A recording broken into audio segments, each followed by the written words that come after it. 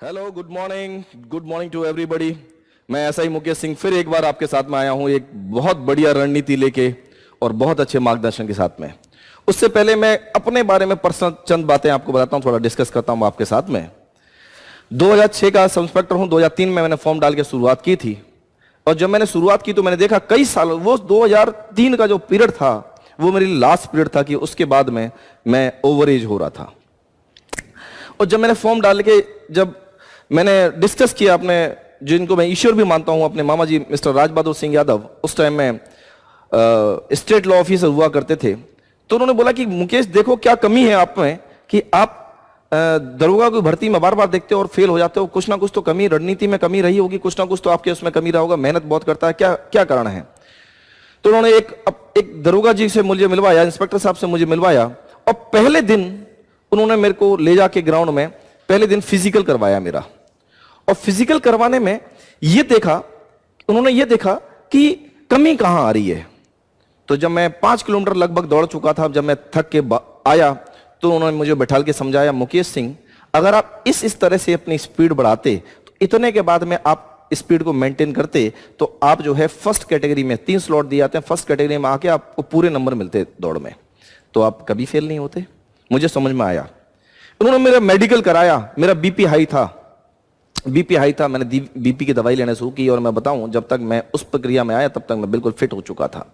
मैं अपनी सारी गलतियां सुधार कर चुका था, और बड़ी सुखद अनुभूति हुई जब ये सब प्री मेन और मेडिकल फिजिकल सब कुछ देने के बाद में वो समय भी आया जब हमारा रिजल्ट का समय होता है। रोंगटे खड़े होते हैं ये बताते समय, मेरे आज भी बूम कर रहे हैं मेरे रोंगटे, कि 4 बजे का था कि 4 बजे डिक्लेरेशन होगा, कि रिजल्ट का डिक्लेरेशन होगा, और मैं जो है तैयारी में था। उस टाइम मैं टीचिंग कर रहा था कानपुर में, और मैं आपको बताऊं पूरे दिन में कंसंट्रेट नहीं कर पाया, बस एक चीज लगी थी, क्या होगा क्या होगा क्या होगा। 4 बजे जाके जब मैंने जाके एक कंप्यूटर वाले को दिया अपना नंबर, मैंने यार यूपी पुलिस एसआई का मैंने डाला था, देखो यार मेरा नंबर आया नहीं है। उसने डाल के जब देखा तो साइट पे लिखा था उत्तीर्ण। मैं आपको बता नहीं सकता क्या फीलिंग थी, डर लगा। मैंने उसको बोला एक बार पूरा डिलीट करो यार, एक बार और दिखाओ मुझे। उसने फिर डाला, फिर दिखाया उत्तीर्ण। मैंने देखा Mukesh Singh son of so and so, address जब देख के मैं बिल्कुल जब कंफर्म हो गया, मैं बहुत देर बैठ के वहां जो है रोया। ये दुखी के आंसू नहीं थे, खुशी के आंसू थे कि मेरा वो सपना पूरा हो गया। और मैं आपको बताऊं, मैं ईश्वर मानता हूं अपने मामा जी को कि उस टाइम में वो एडिशनल एडवोकेट जनरल बच चुके थे यूपी के अपने, और सबसे पहले जाकर मैंने मिठाई जो है उनको खिलाई। मैं ये नहीं बोलूंगा खिलाई, मैं कहूंगा मेरे ईश्वर को मैंने जाकर वो मिठाई चढ़ाई, क्योंकि उन्हीं की गाइडलाइंस, उन्हीं की प्रॉपर गाइडलाइंस की वजह से, मार्गदर्शन की वजह से ये मेरा सपना, बहुत सालों का सपना पूरा हो पाया था। और जब मैं आपको बताऊं क्या अनुभूति बता नहीं सकते, मैं आपको रियली बताऊं, जब घर पे मेरे पता चला कि मतलब जो है मैंने बताया अपनी सिस्टर को, बड़ी दीदी को बताया, मैं पास हो गया, तो मैं आपको बताऊं जितनी देर में मैं घर पहुंचा मोहल्ला इकट्ठा था सर, मोहल्ला। मदर ने आरती उतारी और सब लोगों ने बड़ा प्यार दिया, सब लोगों ने बधाइयां दी मुझे। मैं आपको बता रहा हूं गदगद हो गया था मैं, अकेला मैं नहीं, मेरी पूरी फैमिली भी। अगर दरोगाओं के बारे में बताया जाए तो एक छोटी सी स्टोरी जरूर सुनाना चाहूंगा। एक बुजुर्ग कई सालों से एक केस लड़ते लड़ते जो है, कई साल हो गए, तारीख केस की चलती जा रही थी, और कई सालों बाद जो है उसका फाइनल जजमेंट आया, और उसको जब बरी किया गया तो उसने जज साहब को आशीर्वाद दिया कि जज साहब ईश्वर करे आप एक दिन दरोगा बन जाओ। तो जज साहब ने उसको बुलाया, बोला इधर आओ। बोले अपने पेशकार को बोला इसको समझाओ मैं दरोगा से बहुत बड़ा हूं। मैं चाहूंगा इस स्टोरी को अदरवाइज में मत लिया जाए, समझा जाए प्रतिष्ठा क्या है। उस जज साहब ने बोला कि इनको समझाओ कि मैं दरोगा से कितना बड़ा हूं। बोला साहब मैं नहीं जानता आप कितने बड़े हैं कितने छोटे हैं। क्या दरोगा साहब ने उस टाइम कहा था, अगर आप जो है थोड़ा सा सहयोग करो तो आज ही आपका जो है केस खत्म कर दूं। अगर मैंने उस टाइम समझ लिया होता तो आज मुझे इतने साल बर्बाद नहीं करने पड़ते। मैं फिर बोलूंगा अदरवाइज मत लीजिएगा, इसको समझने की कोशिश करिएगा। पेन की पावर बहुत होती है जब आप 2 स्टार और एक अशोक लाट जो है अपने सर पे लगा के चलते हैं, और बोला भी जाता है क्योंकि आप जानते भी हैं कि जिस दिन आप आईसी बन के ये लिख देंगे कि ये दोषी है, तो साबित करने में बहुत समय बर्बाद हो जाता है और उसको फिर कोर्ट भी नहीं काटता। ये है आपकी पावर, ये है आपकी पावर। और मैं अगर सही बताऊं, बहुत बड़ा परिवर्तन आया दोस्तों में, दोस्तों के बिहेवियर में, परिवार के बिहेवियर में, रिलेशंस में। और एक दिन मैं लेटा हुआ था, जब मैं ट्रेनिंग के बीच में मैं एक बार घर पे गया और मैं लेटा हुआ था अपने कमरे में, तो मेरी सिस्टर की फ्रेंड आई, बोलते कैसा लगता है, कैसा लगता है फैमिली को, पूरी फैमिली प्राउड करती है। सिस्टर उस टाइम कोचिंग कर रही थी और सिस्टर की फ्रेंड उसको लेने के लिए आई, ऐसी कोई बात हो रही थी। तो सिस्टर को मैंने कहते हुए सुना कि अब हमें घबराने की जरूरत नहीं है, कोई भी अगर समस्या होती है ना, ठीक है, तुम मुझे बताना और भैया कह के 2 मिनट में सॉल्व करा दूंगी।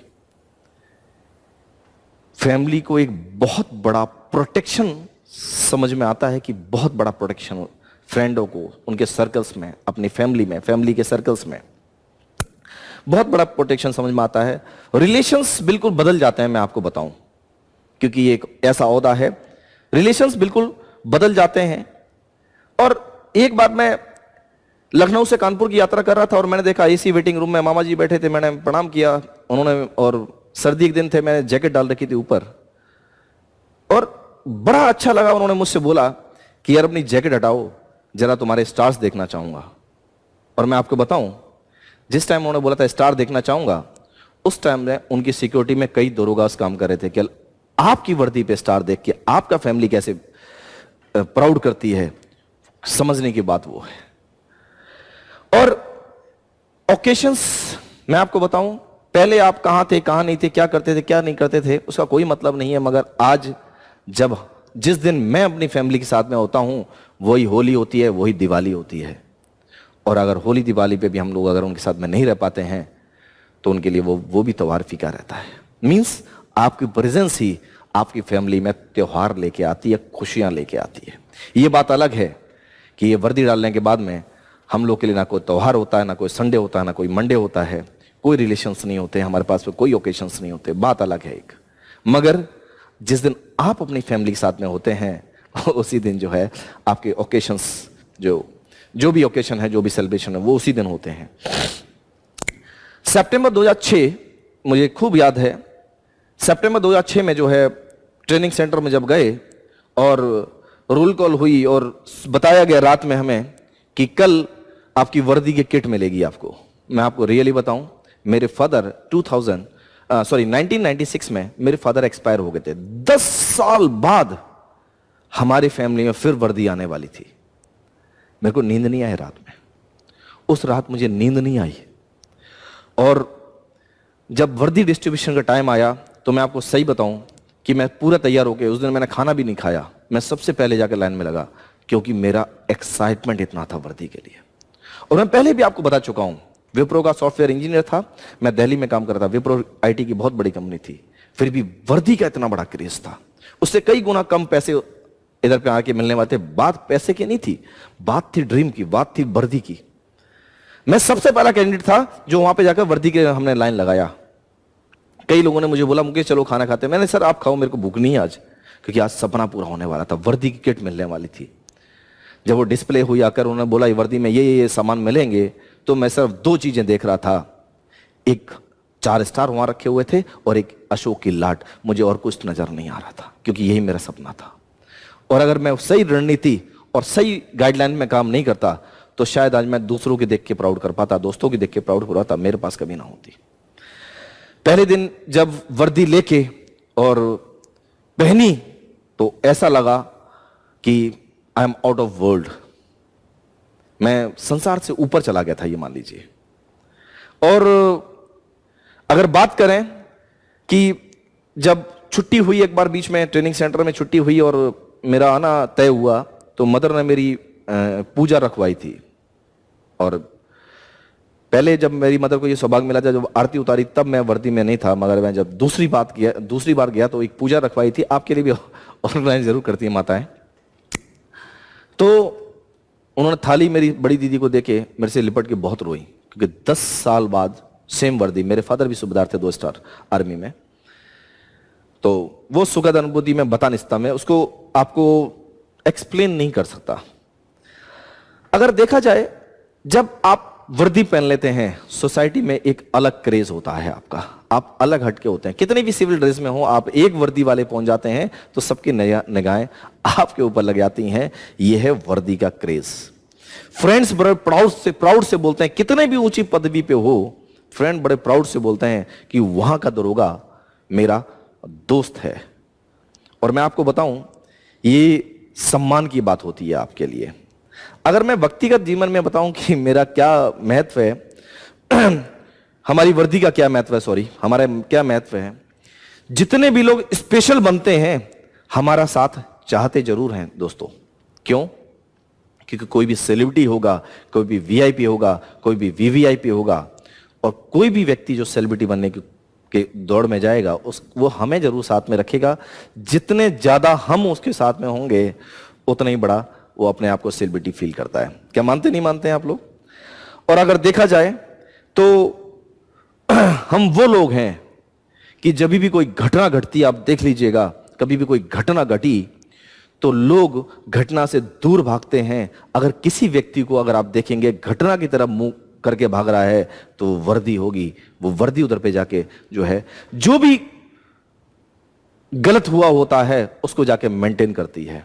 मैं बहुत बहुत धन्यवाद देना चाहता हूं हमारे पुलिस विभाग का, जिन्होंने हमारी जो रूढ़िता थी हम समाज में कि हम पुलिस वाले ऐसे होते हैं, हम पुलिस वाले वैसे होते हैं, मित्र पुलिस की भावना को हमारे जागृत किया। आज मुझे भी एक मौका मिला आपके साथ में आने का और आपको यह बताने का कि हम लोग वैसे नहीं हैं जैसा मोस्टली लोग हमें सोचते हैं। आज मैं आपको हेल्प के लिए आया कि मैं कहीं ना कहीं एक अच्छी रणनीति जो मैं जानता हूं मैं आपको बताने के लिए आया। और कहीं ना कहीं जब आप ट्रेनिंग सेंटर में आएंगे तो मैं दोबारा आपको टेक्निकल क्लासेस के लिए दोबारा वहां पे मिलूंगा आपको पढ़ाते हुए। बात आती है कि मैसेज, मैं लास्टली एक मैसेज देना चाहूंगा, खत्म करना चाहूंगा सेशन को, कि दोस्तों अगर आप सही रणनीति और सही गाइडलाइंस में आप चलेंगे तो सपना पूरा जरूर होता है। क्योंकि होता क्या है हमारे साथ में, होता यह है कि हमें पता नहीं है। अगर आप देखें, सबसे पहली भर्ती अगर 2-3 साल का अगर देखा जाए, पहली भर्ती का जो आया था वो 2003 में आया था, फिर 2011 में आया था, फिर 2011 के बाद में 2015 के आसपास आया, ठीक है, और उसके बाद में अभी आया। अगर आपने सही रणनीति, सही मार्गदर्शन अगर लोगों से नहीं लिया, सही लोगों से अगर नहीं ले पाया, तो शायद आप चूक जाएं और 5 साल बाद, जब आपको 6 साल बाद जब आप मौका मिले, तो शायद आप ओवर एज हो जाएं। बहुत सारे लोग आपके साथ में आएंगे, जब ये भर्ती आएगी तो बहुत सारे लोग इधर पे टेक्निकल लोग, बीटेक आएगा, एमटेक आएगा, एमबीबीएस वाले आएंगे, सभी बहुत अच्छे पढ़े लिखे आएंगे।